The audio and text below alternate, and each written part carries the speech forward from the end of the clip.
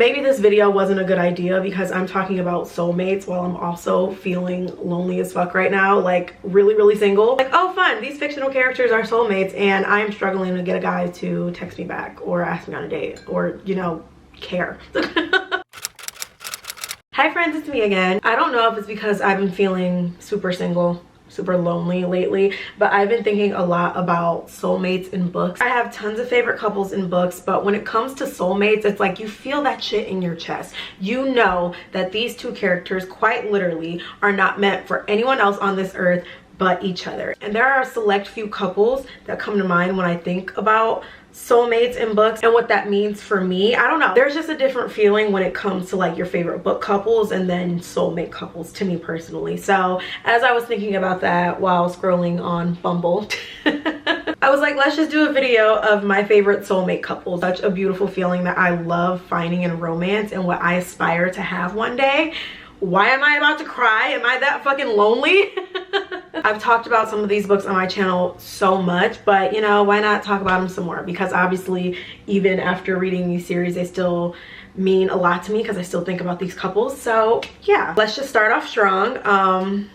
Lily and Lo, I feel like are the epitome of soulmates. One thing I really loved about getting through the series is that it took me so long to really appreciate it. Like I have so many videos up from my reading wrap-ups talking about the series and how I was kind of struggling getting through it, just because I'm not that hooked. For now, it's just an okay series to me. I'm still having like wishy-washy feelings about it. Lilo stresses me out. I am not gonna lie. I'm rooting for them, but I will not pretend like they don't give me gray hair sometimes. This is the book I needed to sell me on this series. I struggled with every single Lilo book, but this one was everything. It just made the series so worth it.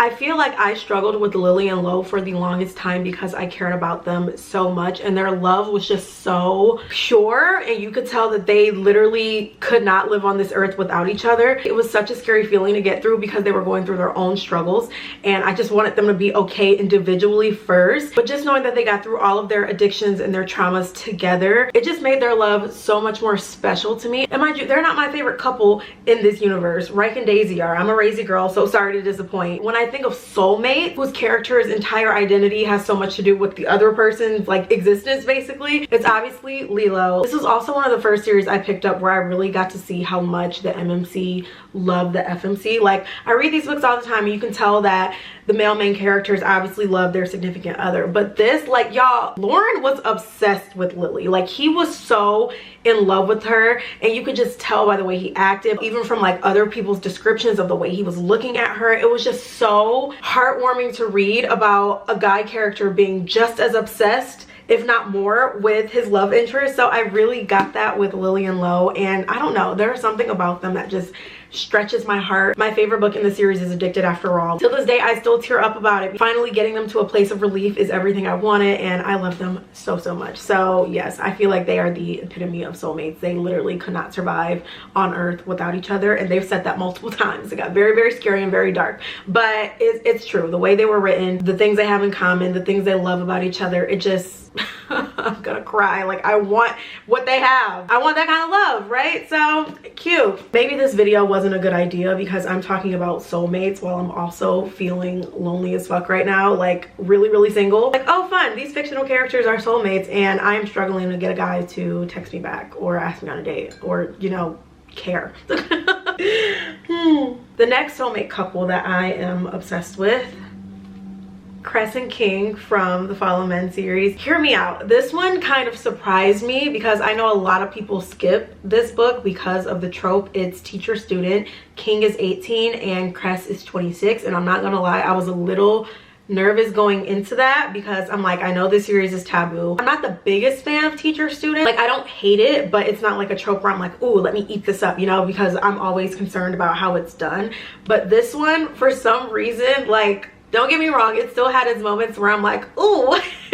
because King carried himself so well and so maturely, and Cress had a lot of growing to do. I felt like they were the perfect match when getting to grow together. Cress had so much trauma and so much unlearning to do, and I feel like King was really able to help her with that. She was in this super almost like conservative relationship where she felt like certain things were wrong or some of her desires were wrong. And mind you, King is in a whole motorcycle club. Like, his dad is the president of it, and he has no rules basically. Like, he is living his best life. Just getting him to teach her to love the world and to not shame herself, it was just so freaking cute. And their love, especially in After the Fall, which is their second book in the series, the way this man describes loving her and the things they do for each other, you cannot tell me that King and Cress aren't soulmates. Like, I know a lot of people don't like them, and it's like, fine, whatever, but you cannot deny that they are soulmates and that they did not have such a good journey of growing together. I don't know, they hold a special place in my heart. Like, in After the Fall, I was literally sobbing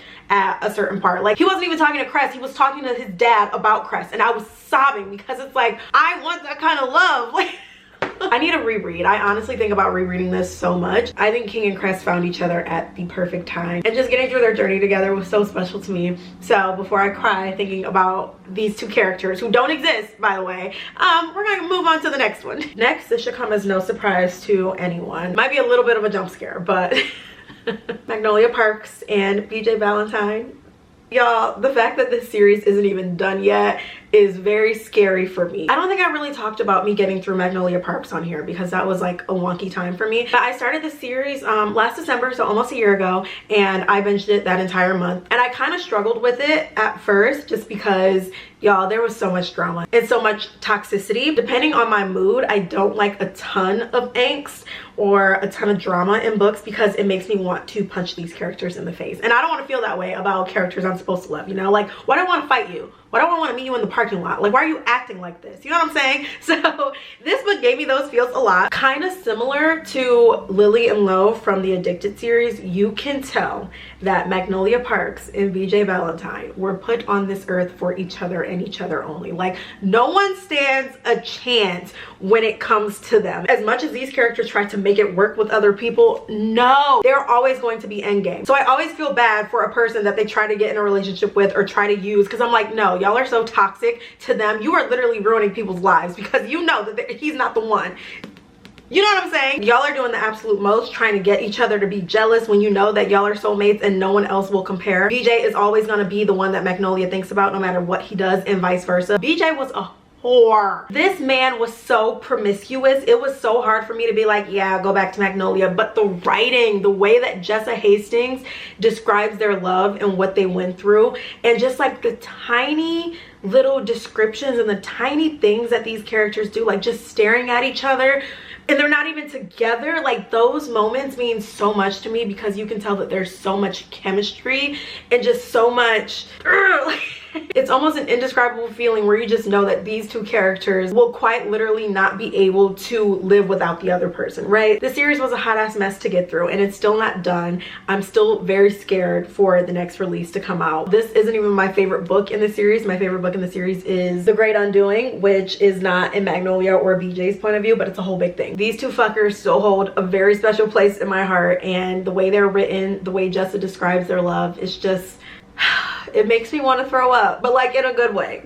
I got through the video without crying, thank God. These are my babies, and the way that these authors wrote them still blows my mind because it really makes me believe that, you know, soulmates are a real thing, and finding your other half in this scary, crazy big world is possible. It gives me hope that in the future, hopefully, I will find my other half. Hopefully he can hurry his ass up because it's getting real scary and dark over here. But I want to do more videos like this in the future, so if you have any soulmate recommendations, let me know. As usual, if you like this video, give it a thumbs up. If you like me, please subscribe, and I will see y'all next time. Mwah.